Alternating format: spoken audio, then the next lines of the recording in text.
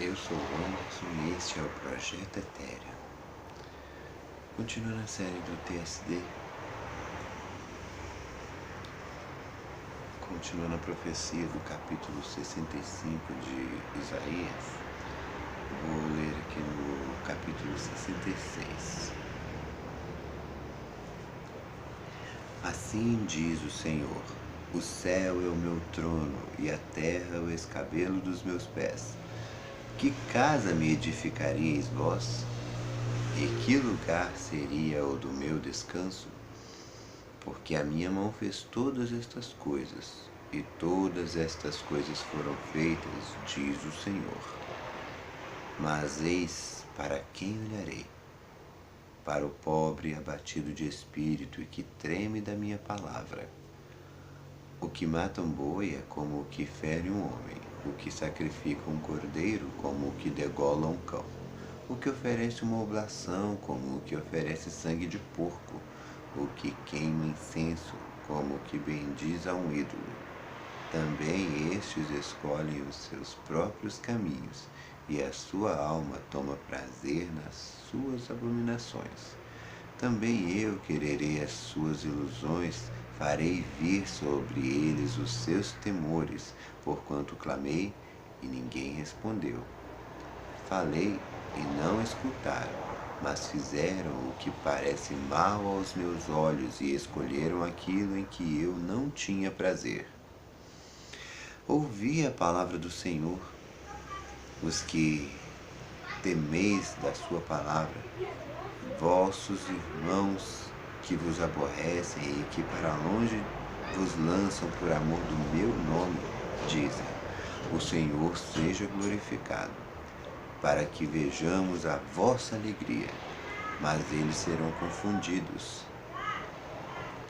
Uma voz de grande rumor virá da cidade, uma voz do templo, a voz do Senhor que dá o pago a seus inimigos. Antes que estivesse de parto, deu à luz. Antes que viesse as dores, deu à luz um filho. Quem jamais ouviu tal coisa? Quem viu coisas semelhantes? Poder-se-ia fazer nascer uma terra num só dia? Nasceria uma nação de uma só vez? Mas Sião esteve de parto e já deu à luz seus filhos. Abriria eu a madre e não geraria? Diz o Senhor. Geraria eu e fecharia a madre? Diz o Teurrim. Regozijai-vos com Jerusalém e alegrai-vos por ela, vós todos os que a amais, enchei-vos por ela de alegria, todos os que por ela pranteaste, para que mameis e vos farteis dos peitos das suas consolações, para que sugueis e vos deleiteis com o resplendor da sua glória. Porque assim diz o Senhor: eis que estenderei sobre ela a paz como um rio, e a glória das nações como um ribeiro que transborda. Então mamareis ao colo, vos trarão, e sobre os joelhos vos afagarão. Como alguém a quem consola sua mãe, assim eu vos consolarei, e em Jerusalém vós sereis consolados. Isso vereis, e alegrar-se-á o vosso coração, e os vossos olhos reverdecerão como a erva tenra. Então a mão do Senhor será notória aos seus servos, e ele se indignará contra os seus inimigos, porque eis que o Senhor virá em fogo, e os seus carros como um torvelinho, para tornar a sua ira em furor, e a sua repreensão em chamas de fogo, porque com fogo e com a sua espada entrará o Senhor em juízo com toda a carne, e os mortos do Senhor serão multiplicados. O que se santifica e se purifica, os que se santificam e se purificam nos jardins uns após os outros, os que comem carne de porco e a abominação e o rato juntamente serão consumidos, diz o Senhor. porque conheço as suas obras e os seus pensamentos. O tempo vem em que ajuntarei todas as nações e línguas, e verão a minha glória, e porei entre eles um sinal, e os que deles escaparem enviarei às nações, a Tarsis, a Pul e Lude, flecheiros, a Tubal e Javã, até as ilhas de mais longe, que não ouviram a minha fama, nem viram a minha glória, e anunciarão a minha glória entre as nações. E darão todos os vossos irmãos dentre todas as nações por presente ao Senhor, sobre cavalos e em carros e em liteiras e sobre mulas e sobre dromedários, ao meu santo monte, a Jerusalém, diz o Senhor. Como quando os filhos de Yeshuru trazem as suas ofertas em vasos limpos à casa do Senhor. E também deles tomarei alguns para os sacerdotes e para levitas, diz o Senhor.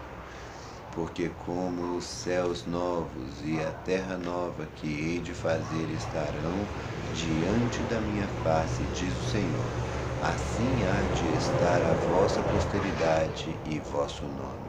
E será que desde uma lua nova até a outra, e desde um sábado até o outro, virá toda a carne a adorar perante mim, diz o Senhor.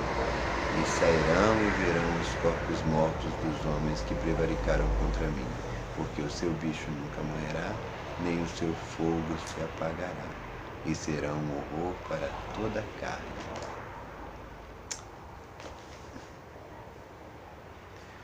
Então, essa é uma continuação, né, das profecias do capítulo 65. Fala também, né, o que vai acontecer depois do arrebatamento, né, transferindo o entendimento para agora. Ele começa falando quanto Deus é imensurável, né, que casa podereis construir, qual seria o lugar do seu descanso, mostrando que Deus não é físico, ele é espiritual. Então, tem gente dando muito valor ao templo.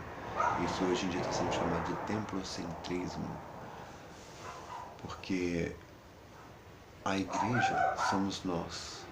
Nós somos a igreja quando nos unimos, quando nos juntamos. A igreja está lá na célula, quando você se junta na casa de alguém. A igreja está lá nas ruas, quando você está evangelizando.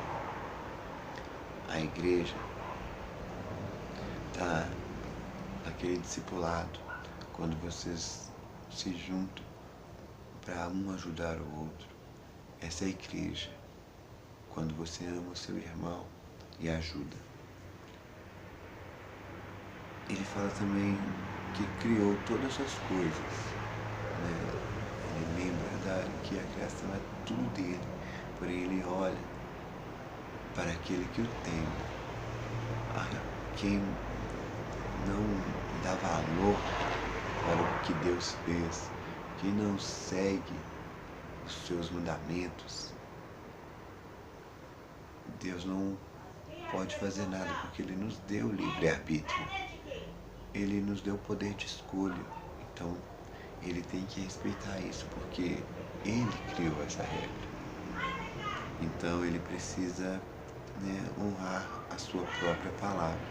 Se Ele nos deixou escolher, Ele não pode invadir a nossa privacidade. Quando nos sacrificamos para a nossa própria glória, nós somos piores do que aquele que nada faz. Se nós fazemos qualquer coisa para que nós apareçamos, então não vale de nada, né? Aqui fala assim, matar um boi ou qualquer outra coisa é a mesma coisa do que você fazer qualquer outro pecado, porque verdadeiro sentido desse sacrifício não está sendo aproveitado.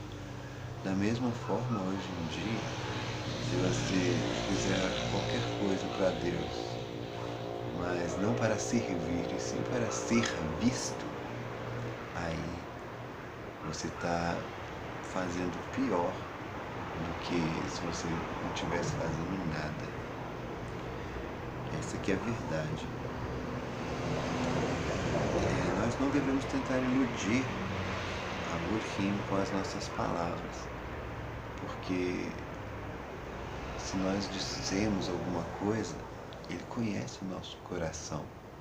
Então não adianta você dizer uma coisa e fazer outra, porque você pode enganar a homens, pode enganar até a você mesmo, porém de Deus não se zomba.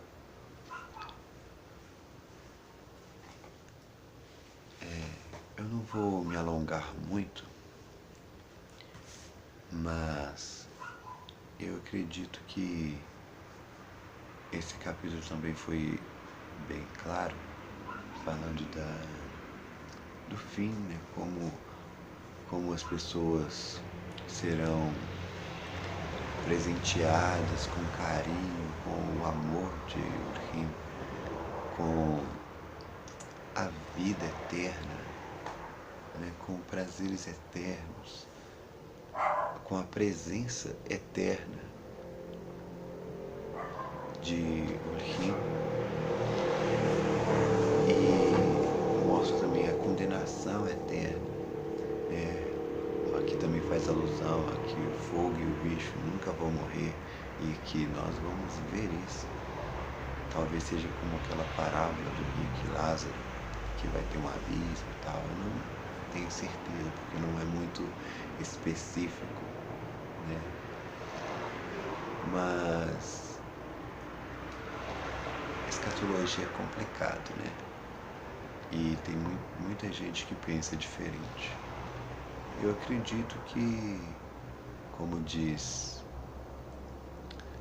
no Apocalipse, que haverá, né, uns 1000 anos onde o povo vai sofrer e o povo de Deus vai estar na festa, né, na bodas do Cordeiro, vai estar aproveitando da presença de Urhim e de seu filho Yahushua, e também de Ruha, que subirá, não é verdade? E depois desses 1000 anos, o João diz no Apocalipse que o inferno e o diabo e a morte serão destruídos. Então, acredito que é a partir daí que começa a verdadeira eternidade, porque tudo que é mal será destruído, todos serão provados. Tudo que havia dúvida foi provado, e o que foi aprovado estará com ele, e o que não foi destruído. Eu penso assim. Então, sejam abençoados e dá um like.